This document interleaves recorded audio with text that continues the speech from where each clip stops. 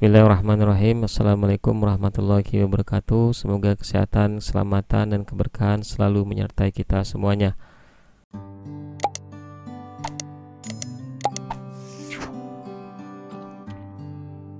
Tema kita pada kali ini adalah tentang kesehatan reproduksi remaja.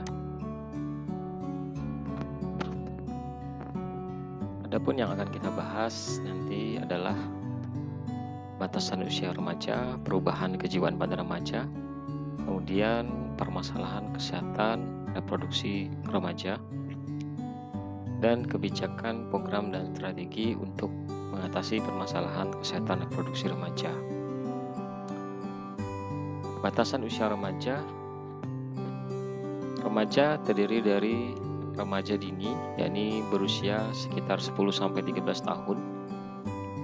Nah, pada umur ini ada karakteristik yang khas, terutama sering memperhatikan tubuh yang sedang berkembang, kemudian mulai memperluas radius sosial, keluar dari keluarga, dan berkonsentrasi pada hubungan dengan teman, sehingga akan memiliki dampak pada remaja sering mengajukan pertanyaan-pertanyaan tentang normalitas kematangan fisik dan juga terlalu memikirkan tahapan-tahapan perkembangan seksual dan bagaimana proses tersebut berkaitan dengan teman sejenis.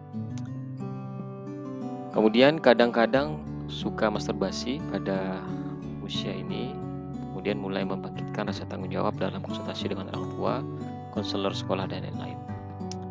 Nah, untuk batasan usia remaja yang berikutnya adalah remaja pertengahan, yakni berusia 14-16 tahun, dengan karakteristik perkembangan pubertas sudah lengkap dan sudah ada dorongan-dorongan seksual. Kemudian ada beberapa kelompok sejawat yang mengakibatkan tumbuhnya standar-standar perilaku, ya, meskipun nilai-nilai keluarga masih tetap bertahan. Kemudian ada konflik atau pertentangan dalam hal kebebasan pada usia tersebut, sehingga ini akan memiliki dampak pada seringnya anak remaja bereksperimentasi, ya, dengan lawan jenis maupun jenis, masturbasi mulai meningkat, kemudian pikiran tentang kebebasan mulai bertambah, kemudian saat diskusi dan negosiasi remaja sering ambivalent, sering tidak fokus, ya, dua arah, kemudian mulai mempertimbangkan berbagai tanggung jawab dalam banyak hal. Kemudian batasan yang berikutnya remaja akhir, yakni berusia 17-21 tahun. Nah, di sini karakteristiknya kematangan fisik sudah lengkap, tidak lagi narsistik, dan terdapat proses memberi dan berbagi, namun lebih idealistis. Perkembangan kognitif sudah semakin lengkap dan peran fungsional sudah terlihat nyata. Nah, dampak pada usia ini adalah hubungan individual ini mulai lebih menonjol, kemudian lebih terbuka terhadap pertanyaan spesifik tentang perilaku, sering tertarik dalam diskusi tentang tujuan, dan sebagian besar mampu memahami persoalan-persoalan kesehatan. Nah, penting untuk mengetahui batasan usia ini, karakteristik, dan juga dampaknya, sehingga ada upaya-upaya pencegahan dan termasuk promosi kesehatan reproduksi itu bisa dimasukkan pada tahapan mana. Nah, WHO dan UNFPA ini membagi kriteria remaja, ya. WHO remaja atau adolescent, yakni penduduk berusia 10-19 tahun. Kemudian UNFPA kategorikan menjadi pemuda, youth, yakni penduduk berusia 15-24 tahun. Kemudian WHO dan UNFPA mengkategorikan orang muda atau young people itu masuk dalam kategori 10-24 tahun. Jadi pengkategorian ini tergantung kegunaannya. Perubahan kejiwaan pada remaja, tentu ada ciri-ciri perubahan kejiwaan pada masa remaja, di mana ini akan berpengaruh terhadap permasalahan-permasalahan yang ada pada remaja. Nah, perubahan kejiwaan ini seperti perubahan emosi, ya, sensitif, lebih agresif. Kemudian dari perkembangan intelijensia juga ada mengalami perubahan, ya, terutama ingin mengetahui hal-hal baru, sehingga akan mencoba untuk melakukan perilaku-perilaku yang baru, termasuk perilaku-perilaku yang berisiko. Nah, mengapa ciri-ciri perubahan dalam masa remaja ini penting bagi Case Pro? Karena Perilaku mencoba hal baru yang dorong oleh rasa seksual ini bisa menjerumus kepada seks pranikah. Kemudian kematangan organ seks mungkin untuk mengalami KTD, abortus, penularan penyakit kelamin, nafsa, rokok dan alkohol dan sebagainya. Jadi pada masa ini memang karena kematangan organ seksnya belum siap, jadi kemungkinan akan berdampak ketika mengalami kehamilan, ya, dan berdampak pada si remaja tersebut. Apa saja keadaan yang berpengaruh buruk terhadap kesehatan remaja, termasuk kesehatan reproduksi remaja? Nah, masalah gizi ya ini akan memberikan dampak yang lebih buruk. Kemudian juga masalah pendidikan, ya kita tahu bahwa gizi, pendidikan dan lingkungan ini memiliki peranan penting dalam memperkuat permasalahan kesehatan, khususnya kesehatan reproduksi yang ada di Indonesia.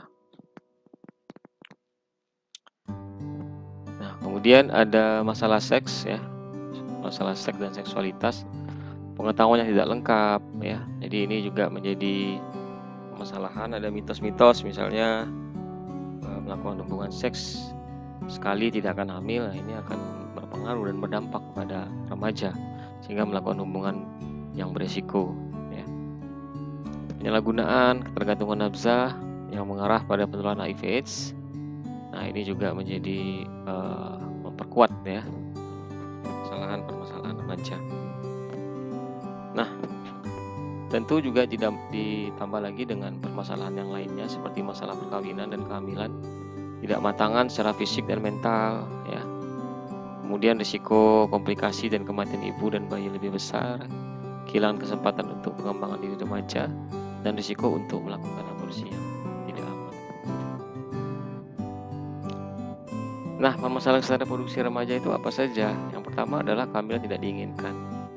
Kehamilan tidak diinginkan adalah suatu kondisi di mana pasangan tidak menginginkan kehamilan akibat dari perilaku seksual yang disengaja maupun tidak disengaja. Definisi lain menyebutkan kehamilan terjadi saat salah satu atau kedua belah pihak dari pasangan tidak menginginkan anak sama sekali, atau kehamilan sebenarnya diinginkan tapi tidak pada saat itu, di mana kehamilan terjadi lebih cepat dari yang telah direncanakan. Nah, BKBN menyatakan bahwa kehamilan tak diinginkan di Indonesia rata-rata 17,5%. Ini kira-kira dari 100 remaja ya, maka itu 17 orang itu mengalami kehamilan tidak diinginkan. Nah, kalau kita lihat di sini ini berkaitan ya, persentase seks pranikah ini akan berkaitan dengan nanti kehamilan tidak diinginkan. Ini dari data SDKI 2012. Di sini bisa kita lihat persentase seks pranikah pada laki-laki itu berumur 20 sampai 24 tahun itu tinggi ya. Paling tinggi ya. Namun pada 15 sampai 19 tahun ini juga cukup banyak ya. Sehingga perilaku ini, seks pranikah ini akan berisiko terhadap kehamilan pada remaja dan kemudian berdampak pada kehamilan tidak diinginkan, dan juga berisiko terhadap penyakit-penyakit atau permasalahan kesehatan yang lainnya. Faktor risiko dari KTD, kehamilan tidak diinginkan, ini banyak. Yang pertama adalah tindakan perkosaan atau kekerasan seksual, penggunaan dan penyalahgunaan obat-obatan, kegagalan dalam pemakaian alat kontrasepsi, atau bayi yang dikandung ternyata menderita cacat yang menyebabkan sehingga si ibu tidak ingin memiliki anak atau melahirkan anak tersebut. Kemudian kondisi kesehatan ibu yang tidak memungkinkan untuk menjalani kehamilan karena tadi ada berbagai macam risiko-risiko ya ketika misalnya melaksanakan atau menjalani kehamilan, melahirkan. Kemudian tuntutan KARI yang tidak mengizinkan wanita tersebut hamil, dan juga faktor kemiskinan. Sebenarnya banyak faktor, ini adalah beberapa faktor-faktor yang penting yang berpengaruh terhadap KTD. Nah, incest ya ini 8, 9 ada hubungan seksual pranikah. Ini yang makin memperbesar kejadian-kejadian KTD. Kemudian belum kesiapan untuk menjalani kehamilan, ini juga menjadi faktor bertambahnya kasus kehamilan tidak diinginkan. Kemudian memiliki makna yang salah tentang kehamilan, seperti hubungan seksual sekali tidak akan menyebabkan kehamilan, sehingga banyak remaja mencoba-coba untuk melakukan hubungan seks pranikah. Jadi ada mitos yang salah. Kemudian juga ada minum alkohol dan lompat-lompat pasca berhubungan seksual yang dapat menyebabkan sperma tumpah kembali sehingga tidak akan menyebabkan kehamilan, dan banyak sekali mitos-mitos lainnya. Nah, pertanyaannya adalah mengapa remaja melakukan hubungan seks? Ya, biasanya adalah karena tekanan pasangan merasa sudah siap melakukan hubungan seks, keinginan dicintai, keinginan tahuan tentang seks, keinginan menjadi populer, tidak ingin diajak masih perawan, dan juga didukung oleh film-film, tayangan TV dan media massa yang menampakkan bahwa normal bagi remaja untuk melakukan hubungan seks, dan juga bisa dapat dari tekanan dari seorang untuk melakukan hubungan seks. Nah, apa risiko bila mempertahankan kehamilan? Tentu bisa berpengaruh terhadap risiko fisik ya, kesulitan dalam persalinan, kemudian ada komplikasi. Risiko psikis ini tentu banyak ya. Jadi pihak perempuan menjadi ibu tunggal karena pasangan tidak mau menikahinya. Kalau mereka menikah, perkawinan bermasalah yang penuh konflik karena sama-sama belum dewasa dan siap memikul tanggung jawab sebagai orang tua. Kemudian dibebani berbagai perasaan yang tidak nyaman. Risiko sosial tentu berhenti sekolah, dikeluarkan dari sekolah, konflik gosip. Dan risiko ekonomi tentu akan nambah biaya, terutama ketika sudah melahirkan dan membesarkan anak, ini membutuhkan biaya yang besar. Nah, kemudian untuk mengakhiri kehamilan biasanya dengan cara abortus. Nah, abortus ini ada abortus terbagi dua, abortus spontan, keguguran, atau abortus buatan, yakni pengguguran atau aborsi. Nah, risiko aborsi yang tidak aman tentu akan berpengaruh terhadap risiko fisik, pendarahan, dan berbagai macam komplikasi. Nah, ini tentu juga akan bisa mengakibatkan kematian, ya, dan juga dampak-dampak lainnya. Risiko psikis, pelaku aborsi ini akan memiliki rasa takut, panik, tertekan, stres, dan sebagainya. Kemudian kehilangan percaya diri dan sebagainya. Risiko sosial tentu ini ketergantungan pada pasangan ya, jadi lebih besar karena perempuan masa sudah tidak perawat, pernah mengalami GTD dan aborsi. Nah, kemudian remaja perempuan ini sukar menolak ajakan seksual pasangannya. Kemudian yang berikutnya pendidikan terputus dan masa depan tentu terganggu. Risiko ekonomi, biar berusia cukup tinggi, bila terjadi komplikasi maka biaya menjadi semakin tinggi. Kerugian dan bahaya KTD bagi remaja tentu banyak ya, jadi putus sekolah, kehilangan kesempatan meniti karir, kesulitan beradaptasi menjadi orang tua. Jadi dampaknya sangat banyak sekali.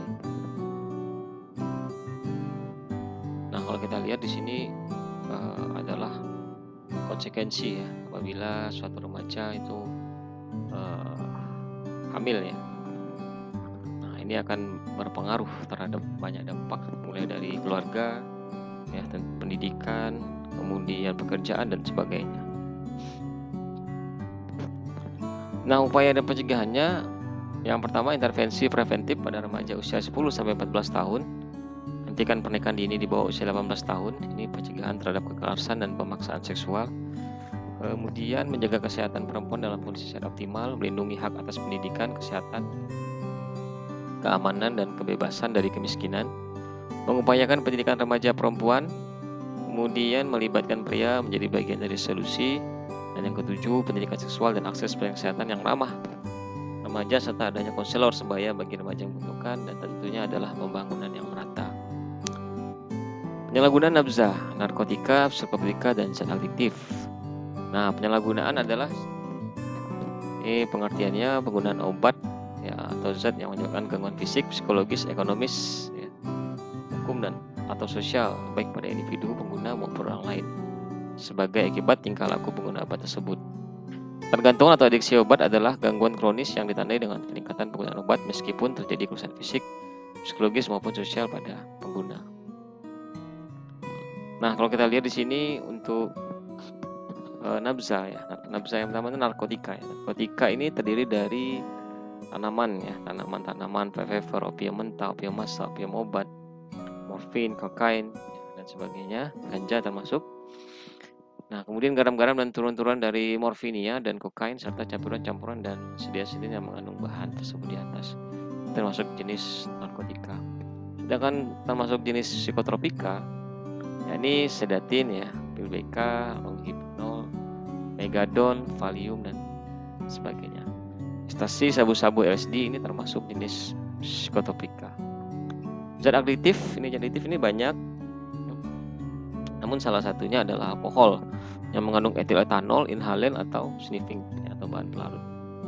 Dan juga zat adiktif lainnya seperti lem, perekat, aseton, ether dan sebagainya. Nah, minuman keras ini adalah contoh minuman keras. Minuman keras atau miras adalah minuman beralkohol yang mengandung etanol yang dihasilkan dari penyulingan lewat distilasi. Etanol diproduksi dengan cara fermentasi biji-bijian, buah atau sayuran. Contoh minuman keras adalah arak, vodka, gin, baijiu, tequila, rum, whisky, brandy dan soju. Nah, kalau kita lihat gambar umum nabza ini banyak sekali kasus nabza ya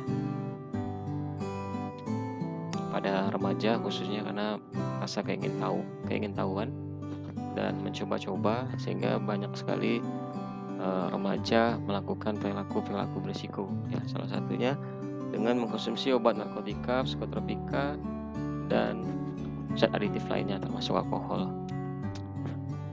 Faktor risikonya ini ada berbagai macam, antara lain adalah faktor genetik, kemudian pola asuh keluarga, lingkungan atau teman, dan gangguan psikiatrik atau depresi. Nah, upaya dan pencegahannya adalah dengan keluarga ya, dengan sasaran orang tua, anak, pemuda, remaja dan anggota keluarga lainnya. Kemudian pendidikan ini sekolah maupun sekolah dengan kelompok sasaran guru, tenaga pendidikan peserta didik, keluarga belajar baik secara kurikuler maupun ekstrakurikuler. Jadi di sini upaya pencegahannya mengacu pada 7 jalur ya. Lewat keluarga, lewat pendidikan, lewat lembaga keagamaan, lewat organisasi sosial kemasyarakatan, pemberian informasi dan pencegahan, organisasi wilayah pemukiman, unit-unit kerja, media massa. Jadi melakukan upaya promosi terkait dengan pencegahan penggunaan nabza lewat 7 jalur ini. IMS adalah segolongan penyakit infeksi ya, infeksi menular seksual disebabkan oleh bakteri, virus, jamur, protozoa. IMS itu banyak, ada gonorrhea, sifilis, macam-macam ya. Kemudian ada acquired immune deficiency syndrome atau AIDS, adalah sindrom dengan gejala penyakit infeksi oportunistik atau kanker tertentu akibat menurunnya sistem kekebalan tubuh oleh infeksi human immunodeficiency virus. Faktor risiko adalah yang pertama ada faktor genetik, kemudian pola asuh keluarga, kemudian lingkungan atau teman, kemudian oleh gangguan psikiatrik atau depresi dan homoseksual, kemudian tingginya pekerja seks komersil. Ini faktor risikonya sangat banyak sekali. Nah, upaya pencegahannya ini mengurangi pajanan IMS dengan program penyuluhan untuk menjauhkan masyarakat terhadap perilaku berisiko tinggi, mencegah infeksi dengan anjuran pemakaian kondom bagi yang berperilaku berisiko tinggi, meningkatkan kemampuan diagnosa dan pengobatan serta anjuran untuk mencari pengobatan yang tepat, membatasi komplikasi dengan melakukan pengobatan ini dan efektif baik untuk simptomatik maupun asimptomatik serta pasangan seksualnya. Nah, untuk HIV sendiri perlu penyuluhan ya, kemudian pencegahan dan memastikan bahwa darah dan produk-produknya dipakai untuk transfusi tidak tercemar virus HIV, dan juga pencegahan penularan dari ibu ke anak. Nah, kalau kita lihat ini HIV, kasus AIDS didominasi oleh usia produktif ya, berdasarkan hasil publikasi di situs kemenkes.go.id. Nah, di sini bisa kita lihat ternyata remaja ini memiliki peranan penting andil dalam penularan HIV/AIDS ya. Nah, jumlah kasus HIV/AIDS ini nasional tahun 2010 sampai 2011 ini terus mengalami perkembangan ya.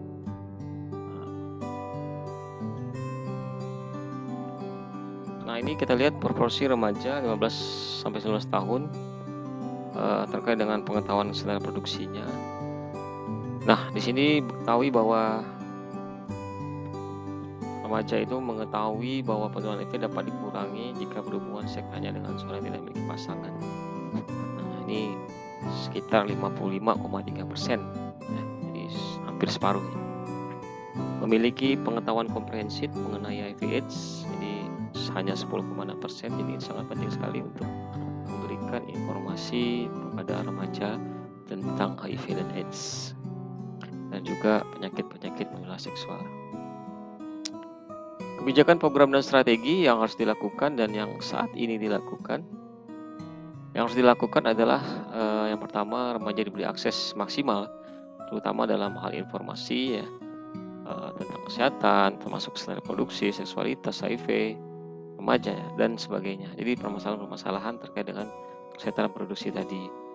Kemudian layanan harus layanan kesehatan terpadu yang ramah remaja atau youth friendly. Dan pendidikan keterampilan hidup, life skill education ini sangat penting untuk diberikan kepada remaja. Nah, dukungan stakeholder ini juga penting. Pertama, pengakuan adanya masalah kesehatan reproduksi, kemudian pendidikan publik melalui kerjasama antara pemerintah dengan media massa, kemudian kesehatan reproduksi remaja ini masuk dalam program pembangunan nasional dan daerah. Dan koordinasi lintas sektor ini harus diperkuat. Nah, pelayanan yang terintegrasi ini melalui hubungan personal, nilai moral, tanggung jawab, dan kesetaraan gender. Yang saat ini dilakukan yakni di tingkat nasional melalui kebijakan kesehatan reproduksi remaja. Ini serta pelaksananya BKKBN, Depkes, Depak, tingkat nasional, dan Depsos, Departemen Sosial. Nah, programnya program berbasis sekolah, kemudian ada pusat informasi dan konsultasi kesehatan reproduksi remaja (PKRR), pemberdayaan masyarakat dan informasi kesehatan reproduksi remaja melalui media massa, dan tentu banyak lainnya terkait dengan program.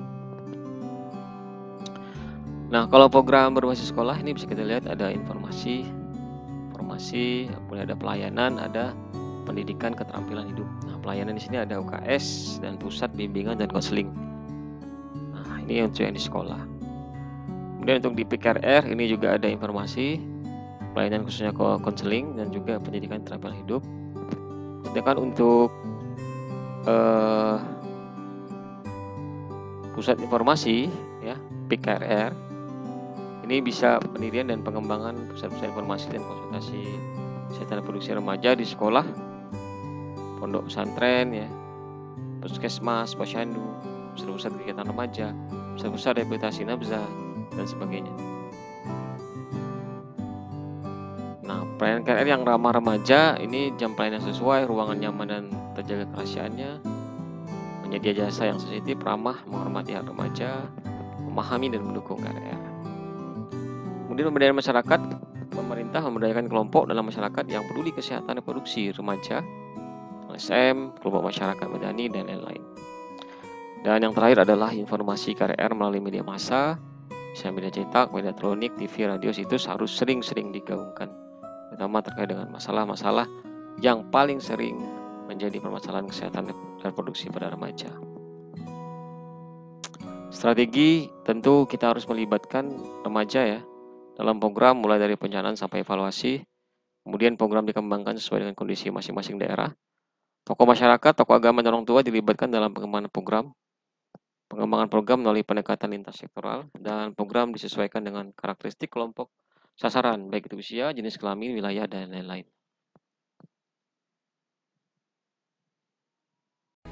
Baik, terima kasih. Itu saja yang dapat saya sampaikan untuk hari ini. Mudah-mudahan bermanfaat. Sampai jumpa lagi di pertemuan berikutnya. Bila bisa bilhaq, fastabiqul khairat. Wassalamualaikum warahmatullahi wabarakatuh.